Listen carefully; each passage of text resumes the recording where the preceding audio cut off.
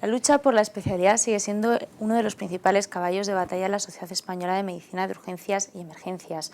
Hoy hablamos de troncalidad y de los desafíos de esta disciplina con el presidente de SEMES, doctor Juanjo González Amergón. Muy buenas. Buenas, muchas gracias por la invitación, Rocío, y a la Z Médica. Recientemente tenía lugar el Congreso de la Sociedad, el Congreso Nacional. Una valoración de cómo ha ido esa reunión. Pues la verdad es que ha sido espectacular. Estamos no sorprendidos porque veíamos la tendencia en los últimos meses, pero hemos tenido más de 1.700 y pico inscritos y en total 2.100 asistentes aproximadamente. Mucha gente joven y parece ser que ha gustado mucho pues, digamos, un modelo digamos, un poquito distinto del habitual. Hemos planteado una especie de multicurso, ¿no? Con acreditación diferenciada y con líneas más fuertes y múltiples talleres de prácticos que prácticamente se nos agotaron las inscripciones antes de que empezara el Congreso. Y en ese sentido pues estamos gratamente sorprendidos y muy contentos y muy ilusionados para seguir haciendo las cosas que parece que no las estamos haciendo mal del todo. La semana pasada, precisamente también, la Unión Europea de Médicos Especialistas pedía en una carta al Ministerio de Sanidad y al presidente del Gobierno que se reconozca en España, como ya sucede en 17, ¿no? Creo que son países de la Unión Europea, la especialidad de urgencias. ¿Por qué no llega esto a España? Bueno, vamos a ver, la petición de la especialidad forma parte del acta fundacional de SEMES. SEMES se creó en 1987, 3 años más tarde de cuando se reconocieron la mayoría de las especialidades con el primer sistema formativo más importante que es del año 84.000 y forma parte de los estatutos de la sociedad. Es una sociedad formalmente registrada cuyos fines fundacionales pues, consisten en la promoción, en el desarrollo de una adecuada atención de lo que es el objeto de cualquier sistema sanitario, en este caso en el entorno que movemos, que son las urgencias, que son los pacientes, tanto en sus políticas de recursos humanos, como de calidad, como de seguridad, como desde el punto de vista docente, como desde el punto de vista de formación, como desde el punto de vista científico, etcétera, etcétera, etcétera. En ese sentido, estando en España, que es un país con un vasto sistema de urgencia y emergencias muy bien establecido, con algunos matices históricos que marcaron tendencias, falta lo que debía haber sido el origen, ¿no? Que es una formación reglada de los profesionales que nos dedicamos a este trabajo, como pasa en la mayoría de los países desarrollados del mundo y ya en una mayoría de países de la Unión Europea. En ese sentido, nosotros, aparte de estar constituidos como única sociedad científica con esos fines, pertenecemos a sociedades internacionales. Formamos parte de la Unión Europea de Médicos Especialistas a través de nuestra sección de urgencias, que es la EUSEM, y también de la ICEM, que es la Unión Internacional de Sociedades de Medicina de Urgencia de todos los países del mundo. Entonces, tuvo bien David Williams, que es el presidente de la sección, porque en Europa urgencias es una sección, en términos, eso significa igual a especialidad, vamos a poner el apellido primaria, como pueda ser cardiología, como pueda ser medicina interna. Hace unos cuantos días escribió una carta tanto al presidente del gobierno, el señor Mariano Rajoy, como a la ministra de Sanidad, la señora Mato. Y nosotros en ese sentido lo entendemos, lo comprendemos, nos parece muy bien, nos estamos muy agradecidos y no deja de decir algo que es la realidad. La realidad en el mundo contemporáneo en que nos movemos, ¿no? Existe como una especialidad más. Y aunque es uno de nuestros objetos fundamentales, como hemos visto hace unos cuantos días, pues nuestra principal labor en el día a día es trabajar, servir de la mejor manera a los pacientes y promocionar este mundo para tratar de hacer lo mejor en cuanto a la mejor calidad o una calidad, alcanzar la excelencia en todos los parámetros que rodean a cualquier entorno sanitario, en este caso el mundo de la urgencia. El Real Decreto de Troncalidad, que está todavía pendiente de aprobación, establece las urgencias como un área de capacitación, no como una específica, no como una especialidad. En caso de que esto siguiera adelante y se quedara como un área de capacitación, desde la sociedad se cree que está garantizado el relevo generacional para que los servicios de urgencias pues, sigan con la calidad con la que están hasta este momento. Vamos a ver, yo voy a dar un poquito la vuelta y empezar. Estamos viendo muchas cosas, y especialmente en España en los últimos tiempos, ¿no? De no sesgos de opinión que condicionen actuación en política. Cuando en el expediente administrativo, que consta así, el mundo profesional, y eso es sociedad legítimamente representativa, asamblea de colegios de médicos, es decir, los representantes de los colegios de médicos, son documentos administrativos, los principales sindicatos en el entorno de la sanidad, sindicato médico, comisiones obreras y UGT, apoyan explícitamente por escrito. Esto significa que el mundo profesional apoya algo que además resulta que está al albur o en sintonía con lo que pasa fuera de España. La Directiva de Cualificaciones Profesionales, que se hizo en el año 2005, en su anexo incluía 9 países con la especialidad reconocida. Actualmente hay 17 países, o en tendencia a 17 países, con la especialidad reconocida en Europa. Y se hizo una actualización de esa directiva el 28 de diciembre. De hecho, se aprobó en el Parlamento Europeo el 9 de octubre del año 2013. Cuando se incluyan los anexos se incluirán 17 países, con lo cual en España será obligatorio sí o sí, o sea, la especialidad va a existir en España. O eso, o cambiamos las cosas, nos salimos de la Unión Europea y aquí pues volveremos a los tiempos de Pepito Grillo a hacer cada uno lo que nos dé la gana. Estamos convergiendo en leyes, en intercambio de personas, bienes y servicios con el resto de nuestros países hermanos en este sentido.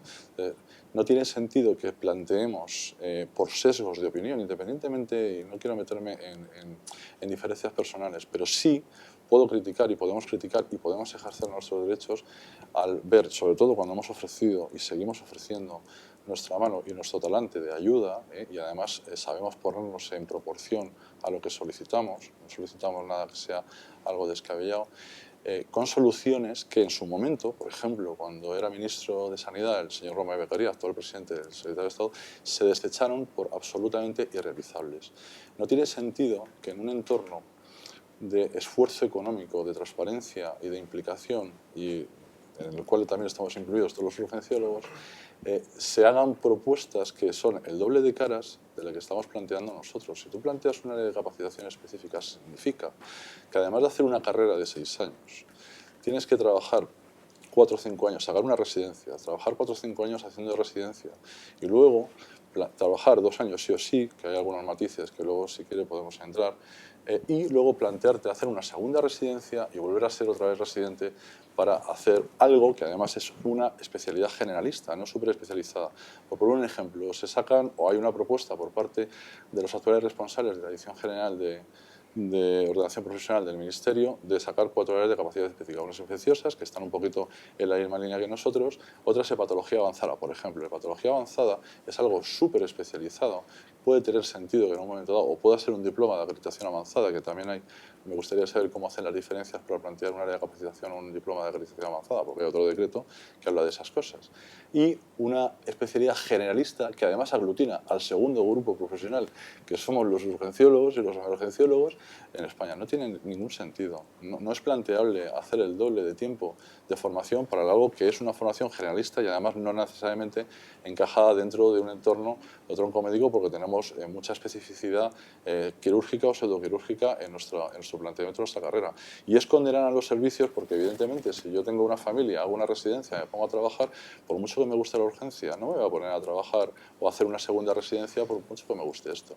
Eso es volver a 20 años atrás. Y los servicios de emergencias están perfectamente estructurados hace bastante tiempo, somos bastante buenos en ese sentido, reconocidos fuera de España. Los servicios de urgencias, acordémonos de una cosa que se llamó Informe del Defensor del Pueblo del año 88.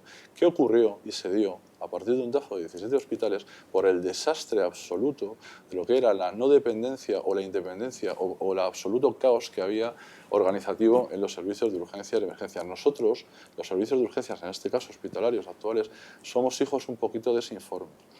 Y lo que no podemos ahora es volver a 20 años atrás para volver otra vez a las absolutas inequidades de atención y a las absolutas desorganizaciones que se plantearán en su momento. Queremos un poquito mirar al futuro. De hecho, en nuestro día a día nosotros miramos al futuro. De estas cosas hablamos relativamente poco en nuestros entornos, pero no podemos dejar de decir que no queremos volver al pasado, independientemente de la estabilidad profesional que tenemos muchos de nosotros.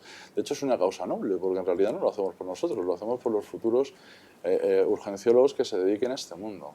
El planteamiento que hace el Ministerio es un error. Nosotros hemos anunciado públicamente, y lo volvemos a decir aquí en este foro, que ejerceremos nuestros derechos de forma legítima, iremos al Supremo si se plantea esto tal y como sale, porque además se da también la circunstancia, aparte del entorno que hemos dicho, de que vamos a tener especialidad en España sí o sí, porque si no España la sancionaría en breve tiempo. poner en manos de sociedades o entidades al margen del trabajo de estos servicios, reconocido por ellas mismas, si tenemos pruebas de eso, porque uno puede decir qué es lo que es y otra cosa es que lo pueda demostrar. Nosotros lo podemos hacer y lo podemos acreditar y ejerceremos nuestros derechos legítimamente en los tribunales, simplemente para que los urgenciólogos del futuro pues sepan a qué atenerse y que tengan una formación, tengan el mismo derecho los estudiantes actuales y los futuros, bueno, los futuros estudiantes y residentes, en este caso, que se quieran dedicar al mundo de la urgencia y emergencia en un futuro. Es lo mejor que podemos hacer por ellos, de una forma más tranquila y sosegada, pero lo tenemos clarísimo. Hace poco, en la asamblea de socios que tuvimos en el propio Congreso, lo hacemos coincidir con el Congreso, bueno, el respaldo fue unánime, ya lo fue en diciembre y pues nosotros nos movemos de forma colegiada en ese sentido, todas las comunidades estamos en esta línea. Ahora se habla también mucho de ese cambio que tiene que hacer el Sistema Nacional de Salud, de pacientes agudos a crónicos. ¿Qué papel juega en este sentido urgencias y emergencias? Pues nosotros somos parte del sistema y de hecho trabajamos y estamos insertados con el resto del sistema. Y eso forma parte y formamos parte de cualquier tipo de estrategia que se haya planteado, se plantee en el futuro. Vamos a ver, la epidemia, entre comillas, de pacientes crónicos la anunció la Organización Mundial de la Salud en los años 70 y los servicios de urgencia y emergencias han tenido su máximo, digamos, desarrollo en España y fuera de España, precisamente en ese entorno frecuente de enfermar de pacientes crónicos con una o más enfermedades crónicas y con descompensaciones.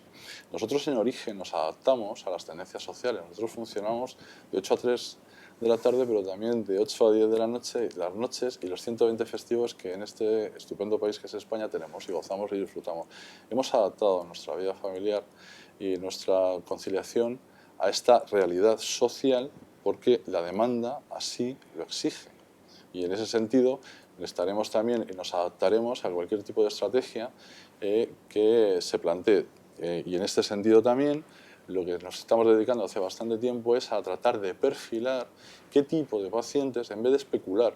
Lo más peligroso de este mundo es esas personas que han trabajado un tiempo en urgencia y han dejado de hacerlo y ahora pues opinan y además en algunas ocasiones ocupan cargos administrativos y esos son peligrosísimos porque en realidad pues no están ni con la realidad y el recuerdo que tienen es parcial y no es pleno. Llevamos muchos años, muchos de nosotros conocemos muy bien esto y una estabilidad, digamos, de gente que estamos en este tema, nos lo conocemos muy bien y lo que estamos tratando de hacer es perfilar a los pacientes que vienen a urgencias. Pongo un ejemplo, el barómetro sanitario que se realiza y se publica regularmente por parte del Ministerio de Sanidad desde el año 2004 regularmente nos da los mismos datos. ¿Quién utiliza un servicio de urgencias hospitalario? El 15% de la población. ¿Qué frecuentación tenemos de las urgencias? Pues 1 de cada 2 pacientes, eso anualmente las dos cosas. Eso significa que hay un número de pacientes que vienen 1, 2, 3, 4 o más veces al año.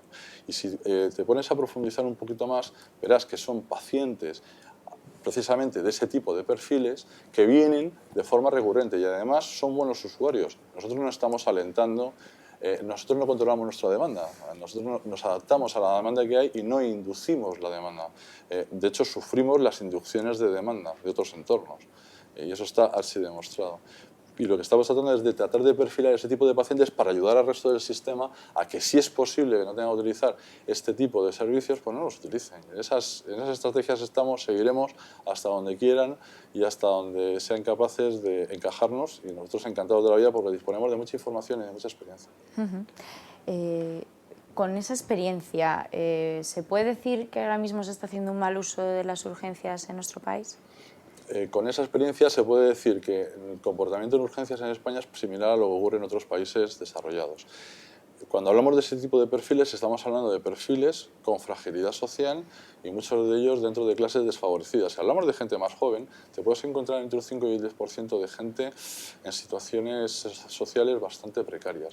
Luego, si encima, como se planteó no hace mucho tiempo, se intentan implementar en un contexto social como el que tenemos en España, con unos índices de pobreza que son los que son, castigos a potenciales usuarios, cuando un porcentaje alto de esos potenciales usuarios pertenecen a las clases desfavorecidas, mal camino llevamos.